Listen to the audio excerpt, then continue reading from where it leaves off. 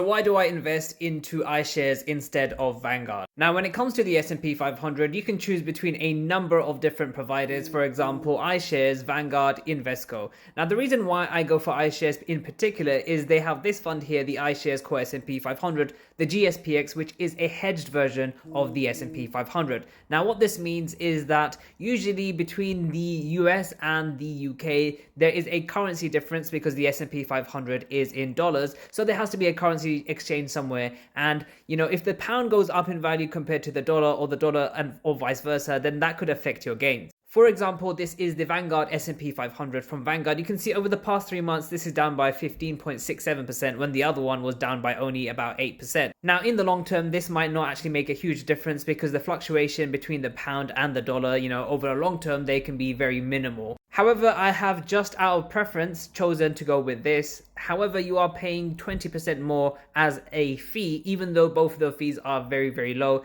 This total expense ratio is 0.1%, whilst the total expense ratio for the VUSA, I believe, is 0.07%. So about a 30% difference there. If you would like a free fractional share on Trading 212 worth up to £100, all you have to do is to go into the promo code section of the Trading 212 app and just enter my code GAUBAIR.